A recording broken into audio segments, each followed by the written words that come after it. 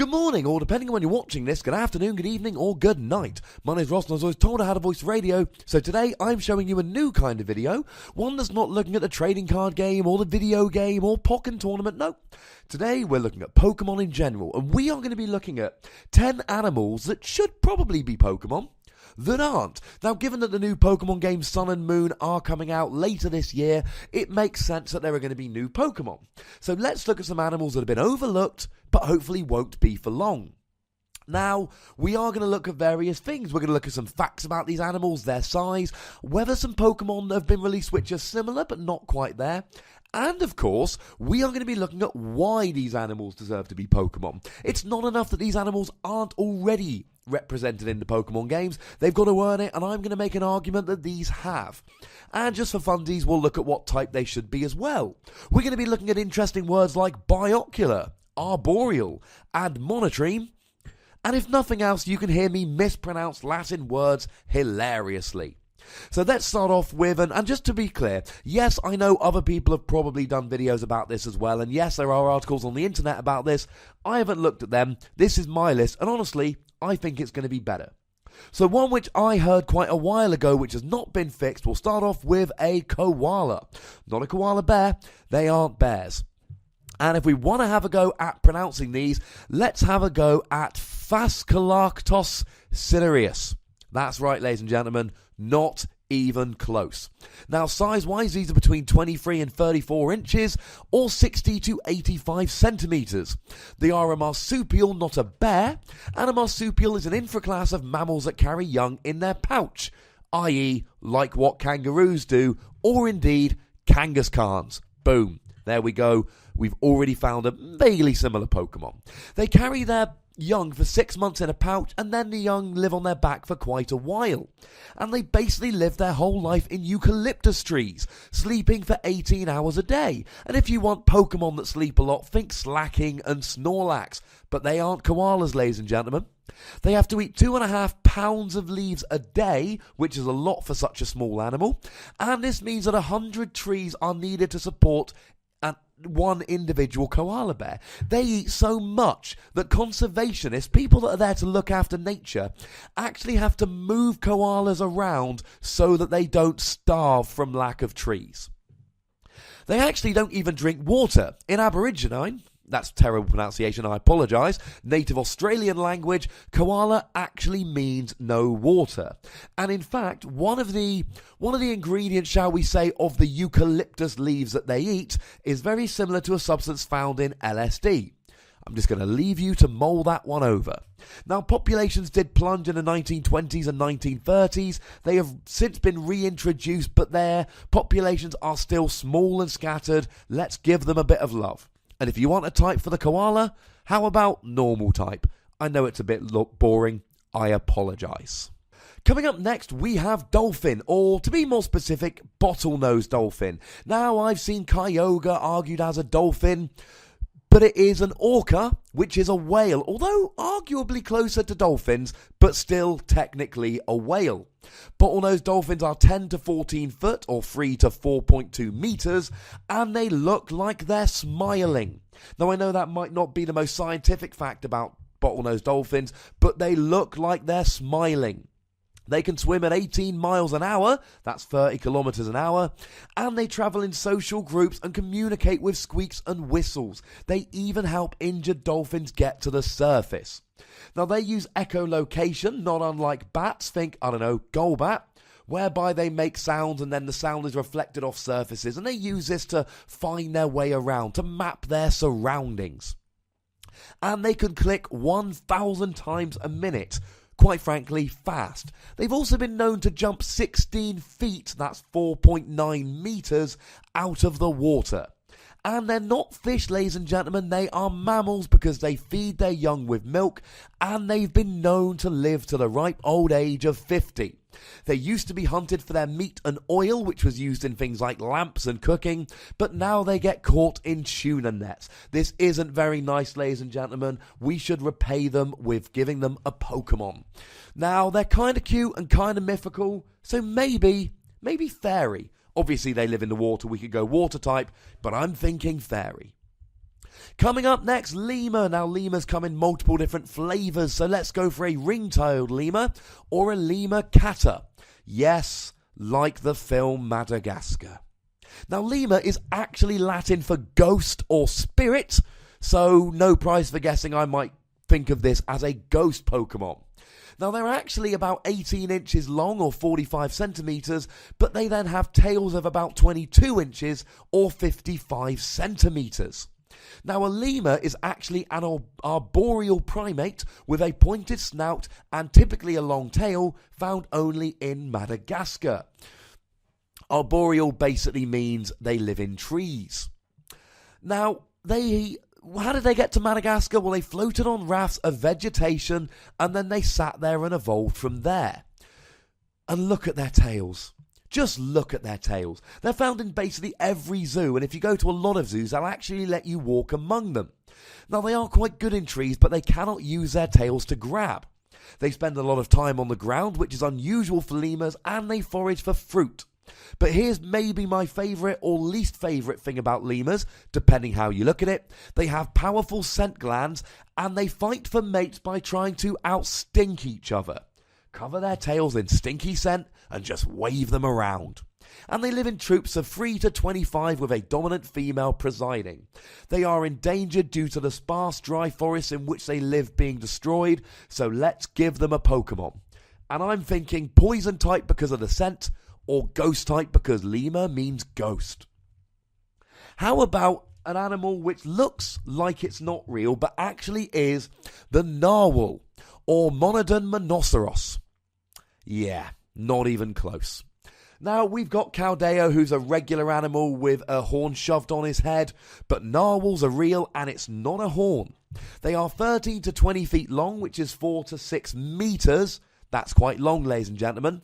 And they've actually got 2 teeth, one of which, at least in the males, is more prominent and can grow to almost 9 feet or 2.7 meters through their upper lip and has 10 million nerve endings.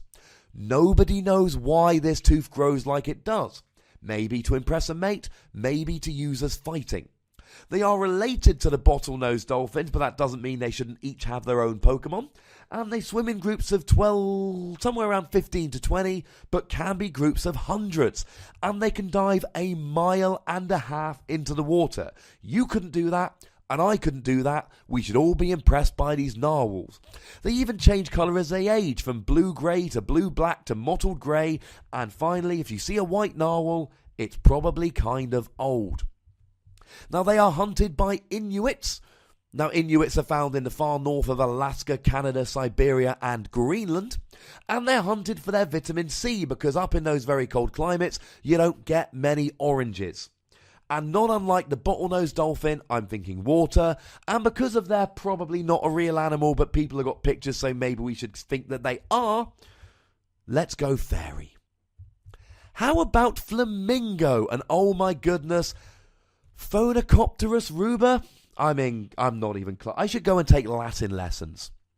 Now, in Yorkshire, that's a place in the UK, we actually have a little theme park dedicated to flamingos, the imaginatively titled Flamingo Land.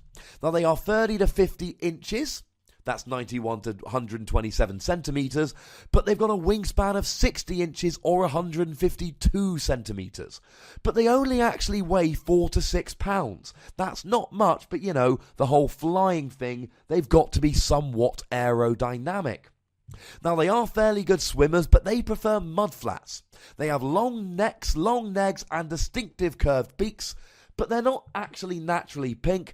It is the shrimps, or if you want to be a pedant, shrimp-like crustaceans, that they eat that turns them pink. And they take 2 years to change. Often if you see these in zoos, they won't be pink enough because of their diet. They do actually have black feathers underneath their wings, but you'll only see these when they fly. And they're a bit mean because they steal each other's nests. My favourite or least favourite flamingo fact, depending how you look at it, Madison, Wisconsin have made the plastic flamingo the city's official bird in 2009. How kooky. Now, they're not actually endangered, but they are unique and they are awesome. So for those reasons, I think they should get their own Pokemon. And here, they are clearly going to be a fairy type. Yes, that's 3 fairy types so far. I don't make the rules, ladies and gentlemen. I calls it like I sees it. Now, next up, we have the Platypus, otherwise known as Nature's Joke, or Ornithorhynchus anatinus. I'm starting to regret doing the Latin or scientific names. Now, they were actually first discovered by scientists who thought they were a joke. That's right. They thought they had been stitched together from other animals. Now, we do have Psyduck, and Psyduck is clearly supposed to be kind of a cross between a platypus and a duck, but really it's more of a duck, Psyduck, that evolves into Gold Duck. I don't think Platypus is being given the love it deserves. Yes, Psyduck is a hint at a platypus, but it's not a real platypus. Now, they are 15 inches or 38 centimetres tall with a 5-inch or 13 centimetre tail. And they are a cross between a duck, look at the bill and webbed feet, a beaver, look at the tail, and an otter, look at the body and fur. But what a lot of people don't know about platypuses, and yes, that is the correct plural, not platypi, they have sharp stingers on their heel that can give toxic blows, making them one of very few venomous mammals. Now, their feet and tail make them excellent swimmers, and they've even got little flaps of skin that cover their eyes and ears when they do. On land, the webbing in their feet retracts so they can actually run, and they are a monotreme, meaning a mammal that lays eggs. And ancient fossils actually show they used to be twice as big as they are now, so can somebody say, new fossil Pokemon from Sun and Moon? I certainly can. Now, they've actually got skeletons a bit like reptiles with pectoral girdles and splayed legs. Platypuses have never been taken seriously, ladies and gentlemen. It's time to give them some love. And let's go water poison because of their heel stinger. Now, next up, we have one of my very favourite animals. We have the red panda, or Alurus fulgens. It is endangered. Now, we've got regular panda Pokemon. We've got Pancham. We've got Pangoro. We've got Spinder. Now, there is a lot of argument about pandas and what constitutes a panda. Gonna be honest, got complicated reading up about it. All you need to know is that they are 20 to 26 centimetres tall, 50 inches, 50 to 65 centimetres, and their tail is 12 to 20 inches or 30 to 50 centimetres. They are not a regular panda. They are the size of a house cat. They have a very long tail, which they use to wrap themselves up like a blanket. And if that is not one of the most adorable things you have ever heard, I would go and check the warmth of your insides. They live and sleep in trees. They eat leaves from bamboo that is so lacking in nutritious they have to eat for 13 hours a day. Here's an awesome fact. They are technically carnivores because carnivores refers to the type of animal, and they are descended from carnivores. But they are actually vegetarian, though they do eat a few insects here and there, making them vegetarian carnivores. How awesome is that? They have a false thumb, which is actually an extended wrist bone, and have escaped from the Smithsonian, as well as zoos in London, Birmingham, and Rotterdam. Oh yeah, and there is an internet browser named after them. How is that not the greatest collection of animal facts you have ever heard? Now, they are victims of deforestation, and there are fewer than 10,000 of them left in the wild. If we can't give them a home, can we at least give them a proper red panda Pokemon? Yeah, they're going to be fire type. And you know what? That might be a little bit too on the nose, and I am okay with that. Now, I'm going to indulge myself with this next one. This is my only ridiculously obscure animal we're putting on this list. Jeffrey's Marmoset. Or Califrix Geoffrey. I think I might have messed that one up. Now, marmosets are a type of monkey, and the pygmy marmoset is in fact the smallest monkey in the world at just 5 inches tall. Now, a marmoset is a small tropical American monkey with a silky coat and a long tail. Jeffrey's marmoset are 8 inches tall, 20 centimetres, with an 11.5-inch tail or 29 centimeters. And look at them, ladies and gentlemen, they are very distinctive looking. They have incisor teeth like all marmosets that carve out holes in trees to drink sap. They are arboreal, living in trees, and they live 500 to 700 meters up trees. That is a long distance up trees, ladies and gentlemen. I wouldn't like to live that far up a tree. I don't think you would either. Now, they are small primates. Primates are a kind of mammal that have things like binocular vision. They see with 2 eyes. Refined hands and feet, and so on. And Jeffrey's marmosets usually give birth to twins. Yes, they are animals of least concern, and yes, they don't have a list of awesome facts like the red panda does, but come on, look at them. I mean, they're going to be normal type, which is a little bit rubbish, I'm going to be perfectly honest with you, but I'm okay with this. I am okay with this. Now, before we get to my final 3, let's go for what I think is going to be the most controversial on my list, one that is going to give rise to the largest number of comments, and if you want to go light up the comment section with this, go on, I dare ya, I shall not be offended. And that is wasps, or more specifically Hornets Vespidae, as you would. Now, I am slightly biased here, my NBA team of choice is the Charlotte Hornets, look how cute he is. But the reason why this is a little bit controversial, we may or may not have a wasp Pokemon. So let's look at a couple before we get going. Vespiquen, no. Now Vespi, clearly, like Vespa, which is Latin name for hornets, wasps, etc. But it's a bee. The honeycomb structure of both comb bee and Vespiquen, which clearly marks it as a bee, not to mention Vespiquens are queens of the comb bee, not just the name, but also the honeycomb structure. The hornets do not have honeycombs. They make nests by chewing woods. Now, the more likely one is Beedrill. He looks like a wasp, but it's called Beedrill. And the reverse of the Japanese name is Apis, which is the genus for honeybee.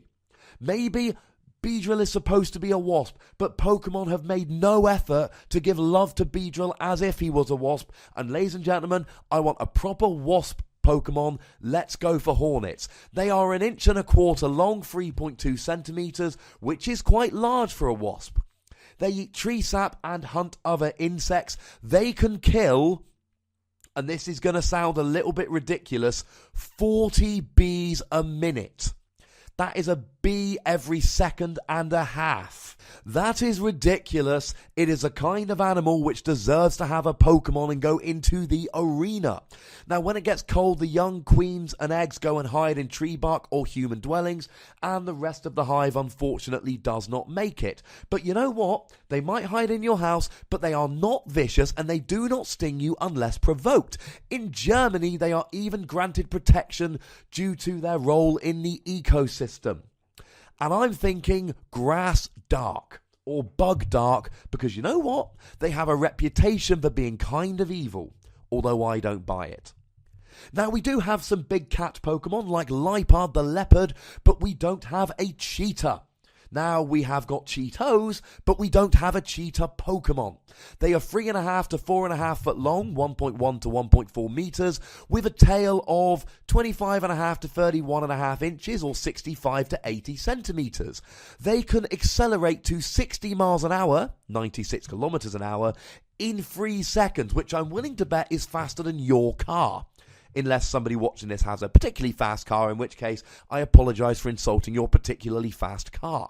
They can reach speeds of up to 113 kilometers an hour, and they can even make quick turns, unlike rhinos who can only run in a straight line. When running, they even use their tails like the rudder on a boat. They are the only big cat that can turn in the air while sprinting, and they even make distinct facial expressions to signify their mood. Now, in Native American symbology, they represent swiftness, insight, and focus.